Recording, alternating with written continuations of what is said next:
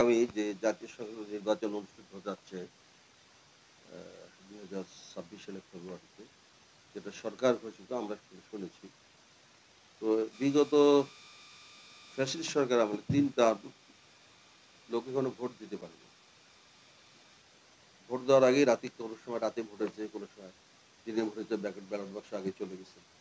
আমরা বিভিন্ন অভিযোগ করি যে ভোট দেওয়ার পরিবেশটা বিগত সরকার নষ্ট করে চলে গেছে। মানুষের উৎসাহ উৎফুল্ল যেটা ছিল ভোট দেওয়া সে ব্যাপারে কিছুই নাই এখন। তবে এই কেয়ারটেকার গভর্নমেন্ট আসার পরে এ পর্যন্ত যতখানি যেভাবে উদ্যোগ চলতেছে, প্রস্তুতি চলতেছে সরকারের ঘোষিত পদক্ষেপে, সেখানে আমি মনে করি যে এবার আশা রাখি, বিশ্বাস রাখি যে যার ভোট সেই দিতে পারবে। অন্যের ভোট, নিজের ভোট কেউ দিতে পারবে না। এই সুযোগটা আসছে। এজন্য লোকের মনে একটা উৎফুল্ল ভাব যে না এবার আমরা ভোট দিয়ে আমাদের সরকার নির্বাচিত করবে। সে যাই যাকেই সরকার তাদের জনগণের ব্যাপার। আর আমি যেহেতু আপনারা জানেন বিগত ২ টার্ম আমি ইলেকশন করছিলাম রংপুর সিটি কর্পোরেশনের মেয়র কেন্দ্রিক। তো যে সময় বিএনপির দুর্দিন ছিল, বিএনপি মানুষকে বাঁচত না, ভয়টা আতঙ্কে ছিল। এই সময় আমি দুর্দিনে বিএনপির ইলেকশন করেছি। Result what ever it meet, কারণ আওয়ামী লীগের সময় একটা বিএনপির লোক ক্ষমতায় আসবে এটা আশাই করা যায় না। আর তাদের ভোটটা হইতো তো মানে প্রাইম মিনিস্টারের ওখান থেকে ভোটের ডিক্লেয়ার আসতো। তো আমি জনগণের সঙ্গে আমার সম্পর্কটা আছে। জনগণের সঙ্গে আমার এত নিবিড় একটা সম্পর্ক তৈরি হয়ে গেছে এবং সেটা আমি তখন থেকে এ পর্যন্ত ধরে রেখেছি। দুস্থ গ্রামের লোকজনের সঙ্গে যখন যার প্রয়োজন আমাকে ডাকলে আমি যাই, তাদের বিপদে আমি আগায় যাই। অর্থাৎ আমার কথা হলো যে সাধারণ মানুষের কল্যাণে যেটুকু করা দরকার নিজস্ব তহবিল থেকে বা নিজস্ব সোর্স থেকে আমি যতটা যেটা করি। তো এবার যদি ইনশাআল্লাহ আমি যেহেতু ২ বার সংসদ নির্বাচনে যাই নাই, মেয়র নির্বাচনে গেছিলাম। তো আশা রাখি যে রংপুর সদরের ৩ টা, কারণ আমাদের বিএনপিতে রানা ভাই ছিল সেই শহীদ রাষ্ট্রপতি জিয়া রহমানের সময় একবারই ছিল। তারপর থেকে জাতীয় পার্টির দখলে চলে গেছে। তো এবার যদি আমাদের দল, যেহেতু আমি ৩০ বছর থেকে বিএনপি করি, আমাদের দল যদি রংপুর সদর আসনটা অত্যন্ত সেনসিটিভ আসন। এই আসনে যদি সিলেকশন ভুল করে তাহলে রেজাল্টও ভুল হবে।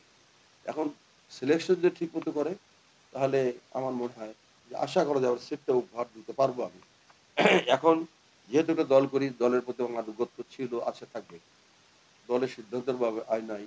কিন্তু আমি মনে করি আমি দাবিদার দুদিনে যেহেতু আমি ছিলাম এবং এখনো আছি।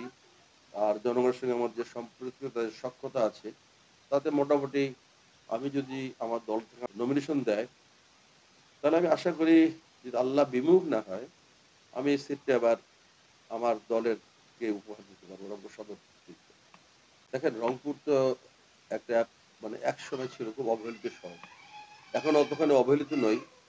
তো আমি মনে করি যে আমি যদি আল্লাহ তাআলা আমাকে নির্বাচিত করে, আমি ১ম এ দৃষ্টি দেব কিভাবে কর্মসংস্থান বৃদ্ধি করা যায়। কারণ কর্মসংস্থান বৃদ্ধি বিকল্প আর কিছু নাই। এবং শিক্ষার মানের দিকে আমার নজর থাকবে। এবং আজকে দেখেন আমাদের রংপুর কেন সারা বাংলাদেশের চিত্র কি? মানে নেশায় এই যুব সমাজটা অধিগ্রস্ত হয়ে একদম বিলীন হইতেছে আস্তে, আস্তে।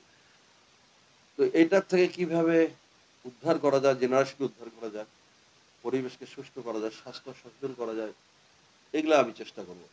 আর বেকারত্বের জন্য আমি চিন্তা করছি যে যদি বড়, বড় শিল্পায়নগুলো গড়ে ওঠা যায়, সেখানে হাজার, হাজার লোকের কর্মসংস্থান হবে। যেহেতু আমি একটা শিল্পের মালিক, আপনারা জানেন, সেহেতু আমি মনে করি যে বেকার সমস্যার সমাধানে একমাত্র শিল্পায়নের বিকল্প কিছু নাই। যেখানে হাজার, হাজার লোক কর্মসংস্থান থাকবে, কর্মকাল দীর্ঘ পর্যন্ত থাকবে এবং সেই দিক দিকে আমার নজর থাকবে। আমার ১ম নজর থাকবে শিক্ষার মান, স্বাস্থ্য মান এবং জনগণের যে এই যে রাস্তার যে দুর্ভোগ, কোন প্ল্যান নাই, কিছু নাই। এই আপনারা দেখছেন জাহাজ কোম্পানির মোড় থেকে একদম সিটি কর্পোরেশনের মধ্যে এটা এত জ্যাম থাকে, কনস্ট্যান্ট জ্যাম থাকে। এগুলা প্ল্যানিং এর অভাব আছে। প্ল্যানিং যদি ঠিকমতো করা যায়, তাহলে আমার মনে হয় সবকিছু সম্ভব। আমার বিশ্বাস আমার নিয়ত ভালো আছে, উদ্দেশ্য ভালো আছে। তো আমি চাই যে রংপুর শহরকে আধুনিক শহর কিভাবে করা যায় এই ব্যাপারে আমার চিন্তাভাবনা আছে এবং সেটার দিক নির্দেশনা আমি পরে দেব। আপনার প্রশ্ন আসবে। এটা আমার ভাবনা আছে রংপুরকে একটা অত্যন্ত আধুনিক সিটি কর্পোরেশন গড়ে তোলার জন্য। শুধু দল করি, দলের সঙ্গে সংযুক্ত। দলের সিদ্ধান্তের বাইরে কিছু না। দলের প্রতি আমাদের আনুগত্য থাকা উচিত। তবে আমি আমার দলকে বলব, যারা নীতি নির্ধারক আছেন, যারা নমিনেশন ব্যাপারে দিক নির্দেশনা দিবেন, তাদের উদ্দেশ্যে আমার বক্তব্য এইটুকুনি যে, যেহেতু আমি ২ বার ইলেকশন করছি, ২ বার ইলেকশন করে আমার একটা গ্রহণযোগ্যতা তৈরি হয়েছে। সাধারণ লোকের কাছে আমার একটা ভালোবাসার সম্পর্ক তৈরি হয়েছে। সেহেতু আমি বিশ্বাস করি যে, যদি আমাকে দল সিলেকশন দেয়, আ ইনশাআল্লাহ আমি সেটা উপহার দিতে পারব। আর অন্য কাকে দিলে সেটা আপনারাই বিচার করবেন। কতখানি কি করতে পারবে না পারবে সেটা আমি জানি না। হ্যাঁ? কিন্তু আমার বিশ্বাস, দৃঢ় বিশ্বাস যে আমাকে নমিনেশন দিলে আমি রংপুর সিটটা যদি আল্লাহ সহায় থাকে, কেউ কোনো কিছু বাধা দেবে আটকাতে পারবে না। আমি ইনশাআল্লাহ ওভারকাম করব। আর উৎসবটা ধর্ম যারা হিন্দুদের তাদের ধর্ম পূজা করা, পার্বণ করা এগুলোর ব্যাপারে তাদের ব্যাপারে আমি শারদীয় শুভেচ্ছা জানাচ্ছি তাদেরকে। এবং সাথে হিন্দু মুসলমান যে ভাই-বোন সম্পর্ক আছে, সুন্দর একটা মানে সম্পর্ক আছে, এটা ইনশাআল্লাহ অটুট যেন থাকে। এটি আমার কাম্য।